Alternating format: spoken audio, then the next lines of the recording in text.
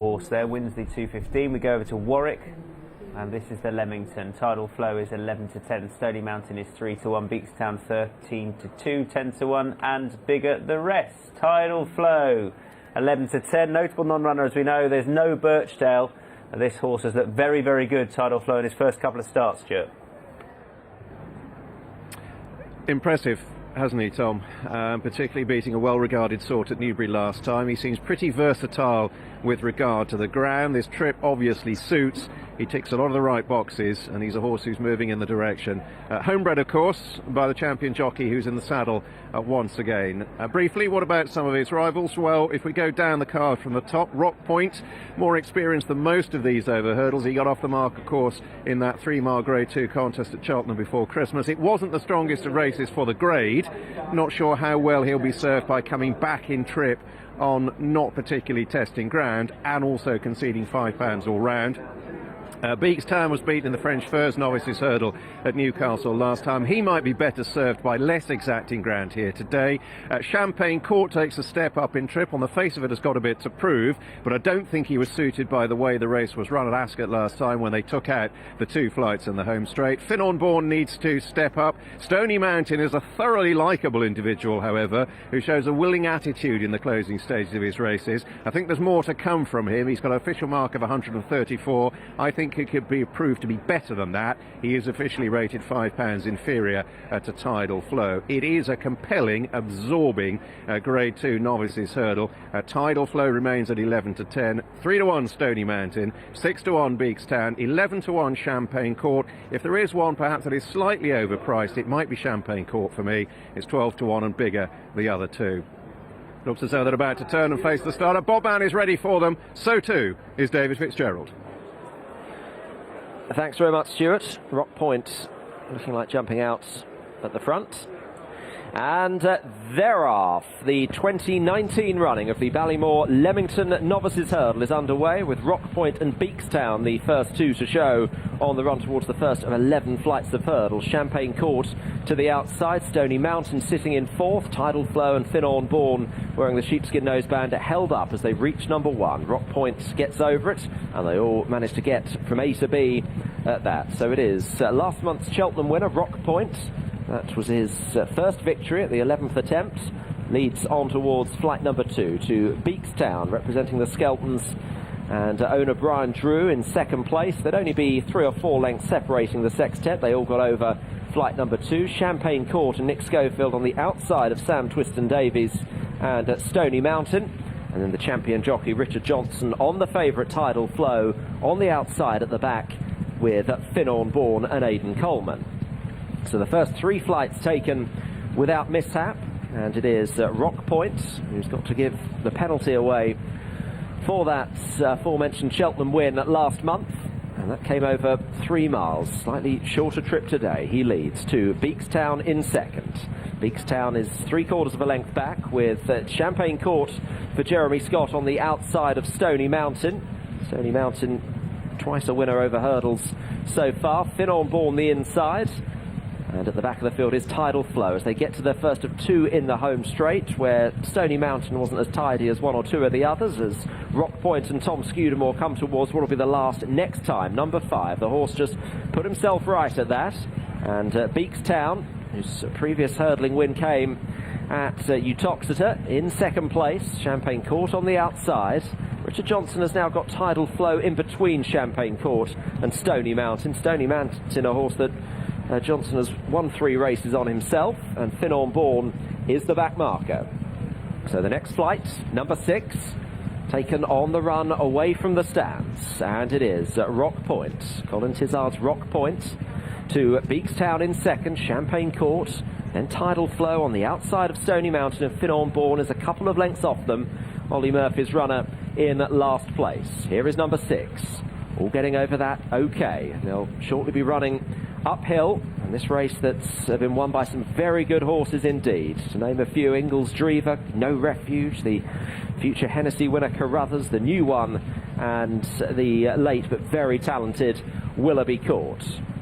It's got a fine roll of honour. Rock Point leads the field. as they're now going to be taking the descent to in second Beakstown. Still following them is the favourite Tidal Flow, just in between Champagne Court and Stony Mountain. Finnornborn still watches on from last place. They're shortly going to get to the point where they started in the Ballymore Leamington Novices Hurdle. They've got 5 flights left to jump. Rock Point has set out to make this a proper test and is just nudged along in front by Scudamore, with Harry Skelton on his girth aboard at Beakstown. Champagne Court, Stony Mountain. Johnson just shaking up Tidal Flow back in 5th place, trying to get the favourite more competitive, and then Finnornborn as they now come towards the first of 3 in the back. Rock Point has the lead to Beakstown in second.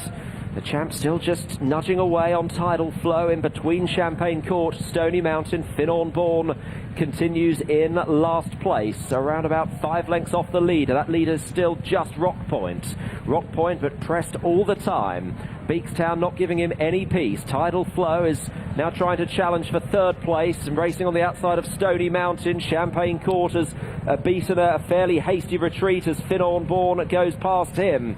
Favourite looks in a bit of trouble here as Beakstown takes over from Rock Point, and this has been truly run, and Beakstown has taken the advantage here. Rock Point in second, Stony Mountain third. Finnornborn has just overtaken Tidal Flow and then Champagne Court, but it's Beakstown here that's got the clear advantage of about 4 lengths, with going into pursuit now Stony Mountain in second as they run to the second last. Beakstown and Harry Skelton comes to it with a commanding advantage. Beakstown 5 lengths clear of Stony Mountain, the long-time leader Rock Point, and then Finnornborn running a big race, but Beakstown has got it won if he can jump the last. Beakstown 7 lengths clear of Stony Mountain. Finnornborn still stays on, but with real star quality here, it is Beakstown getting a generous reception as he wins the Ballymore Leamington Novices Hurdle in terrific style.